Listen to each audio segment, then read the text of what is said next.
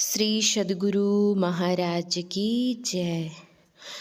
जीव का जगना गुरु सेवी स्वामी भगीरथ बाबा, सम्मानीय साधु समाज, साधक वृंद, धर्म प्रेमी सज्जनों, माताओं एवं बहनों, अभी हम लोगों ने ग्रंथ पाठ में सुना, सपने होई भिखारी निरप, रंक नाक पति होई, जागे लाभ न हानि कछु, तिमि प्रपंच जिय जोई। स्वप्न में राजा भिखारी और दरिद्र इंद्र हो जाता है, पर जग जाने पर ना तो राजा को कोई हानि होती है और न दरिद्र को कुछ लाभ। ऐसे ही संसार को मन में स्वप्नवत जानो। एक राजा था, वे कहीं से दीक्षा लेकर योगाभ्यास करता था, प्रजा का पालन अच्छी तरह करता था, सभी प्रजा उनका जय जयकार करती थी। बहुत दिनों के बाद उसे एक संतान हुई। कुछ सयाना होने पर वह अस्वस्थ हो गया। अच्छे अच्छे चिकित्सकों के द्वारा इलाज प्रारंभ हुआ, लेकिन रोग बढ़ता ही गया। चिकित्सकों ने कहा, राजन, इसको रात दिन जगकर 5-10 मिनट पर दवाई देनी पड़ेगी। यह काम आपको स्वयं करना पड़ेगा। राजा साहब रात दिन जगकर समय समय पर दवाई देते रहे। यह काम करते हुए कई दिन हो गए। रात दिन जगते जगते राजा का दिमाग घूमने लगा। राजा ने अपने मंत्री से कहा कि मंत्री जी, कई रात जगने के कारण हमारा दिमाग घूमने लगा है। लगता है कि हम पागल हो जाएंगे, इसलिए यह काम आप संभालिए। आप समय समय पर दवाई देते रहिएगा। मैं सोने के लिए जा रहा हूँ। यह कहकर राजा साहब सोने के लिए चले गए। मंत्री जी समय समय पर दवाई देते रहे। रात्रि में बीमारी अधिक बढ़ती है। लड़के की अवधि पूरी हो गई थी, वह लड़का मर गया। मंत्री जी सोचते हैं कि राजा साहब अभी थोड़ी देर पहले सोने के लिए गए हैं, उन्हें जगाना ठीक नहीं होगा। परिवार के लोगों को भी जगाऊंगा तो करुण क्रंदन प्रारंभ हो जाएगा। इससे राजा की नींद टूट जाएगी। आदि आदि बातों को सोचकर मंत्री जी चुपचाप लड़के के समीप बैठे रहे। थोड़ी देर के बाद राजा साहब स्वयं जगे।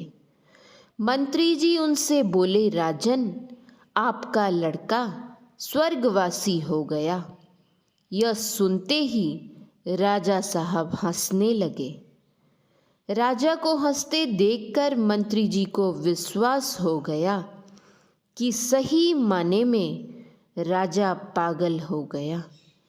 मंत्री जी राजा साहब को अनेक तरह से समझाने लगे कि राजन, चिंता नहीं कीजिए, संसार में जो आते हैं उनकी मृत्यु निश्चित है, चिंता का त्याग कीजिए। मंत्री जी को समझाते हुए देखकर राजा साहब बोले कि मंत्री जी, हम किसके लिए रोएं? अभी मैं स्वप्न देख रहा था।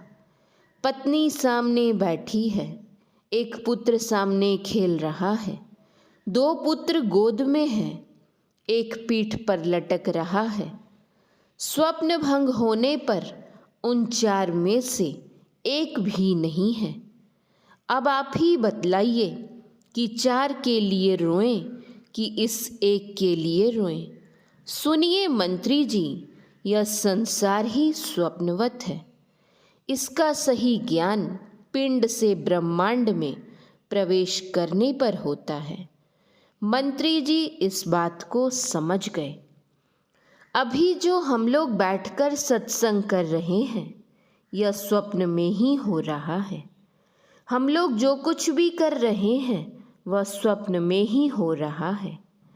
अगर 100 वर्ष जीवित रहेंगे तो 100 वर्ष स्वप्न में ही सभी कार्य करेंगे। अगर 60 साल जीवित रहेंगे तो 60 साल स्वप्न में ही सब कार्य करेंगे। हानि लाभ सबके सब स्वप्न में ही हो रहे हैं। जग जाने पर यह कुछ भी नहीं रहता है। अब विचारना है, जगना कैसे होगा, पूरा जगना कैसे होगा, पूरा जगने से लाभ क्या होगा।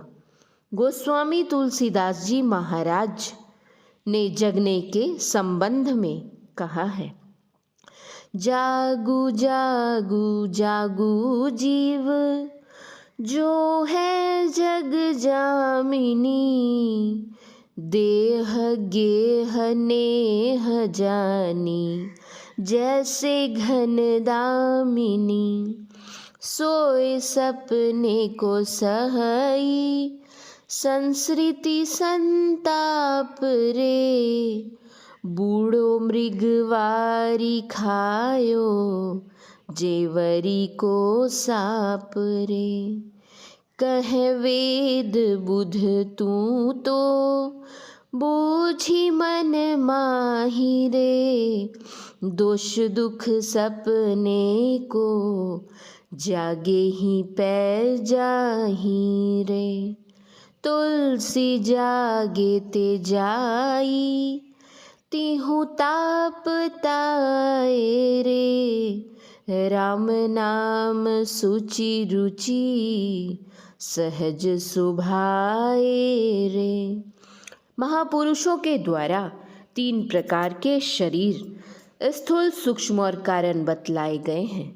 अंदर में गुदा चक्र से सहस्त्रदल कमल के लिए के ऊपर ब्रह्म ज्योति प्राप्त करने तक स्थूल शरीर, सहस्त्रदल कमल से त्रिकुटी ओम ब्रह्मपद तक सूक्ष्म शरीर, त्रिकुटी से शून्य महाशून्य भंवर गुफा शब्द मंडलों तक कारण शरीर बतलाया गया है।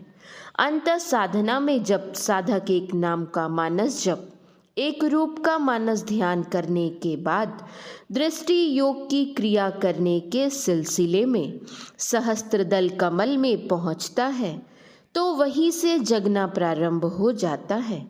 वहाँ से और आगे बढ़ने पर और जगना होता है।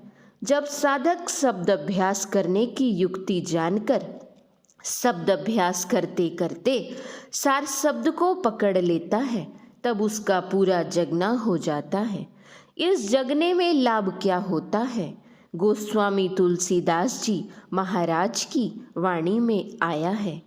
तुलसी जागे ते जाए तिहु ताप ताए रे, राम नाम सूची रुचि सहज सुभाए रे। सार शब्द की प्राप्ति में जीव का पूरा जगना हो जाता है और उसका दैहिक दैविक और भौतिक इन त्रितापों का नाश हो जाता है। वह सदा के लिए मुक्त हो जाता है, उसका आवागमन सदा के लिए समाप्त हो जाता है। अंत साधन में सफलता मिल जाए इसके लिए संयम में रहने की आवश्यकता होती है। साधक और विद्यार्थियों को एक ही दर्जे में रखा गया है। संयम के लिए चाणक्य की वाणी है, काम क्रोधो तथा लोभो स्वाद सिंगार कौतुके आदि निद्राति सेवे च विद्यार्थी हस्त वर्जयेत। विद्यार्थी और साधक के लिए आवश्यक है कि वह काम क्रोध तथा लोभ से स्वादिष्ट पदार्थों के सेवन, श्रृंगार एवं हंसी मजाक से दूर रहे, निद्रा और शरीर सेवा में अधिक समय न दे। इन 8 के त्याग से ही विद्यार्थी अधिक विद्या प्राप्त कर सकता है और साधक भी अंत साधना में उत्तीर्ण हो सकता है। इसकी जानकारी महापुरुषों के संग से और सत्संग से होता है। श्री सद्गुरु महाराज की जय। यह प्रवचन कटिहार जिला अंतर्गत श्री संत मत सत्संग मंदिर मनिहारी में ध्यानाभ्यास के अवसर पर दिनांक 28/6/2016 ईस्वी को अपराह्न काल में हुआ था। श्री सद्गुरु महाराज की जय। परमात्म प्राप्ति के साधन से उद्धत। यह प्रवचन शांति संदेश नवंबर 2016 ईस्वी से पढ़ा गया है। श्री सद्गुरु महाराज की जय। आप सभी सत्संगी भाई बहनों से निवेदन है, इस चैनल को सब्सक्राइब करें और संत मत सत्संग के प्रचार प्रसार का हिस्सा बने। श्री सद्गुरु महाराज की जय। श्री सद्गुरु महाराज की जय।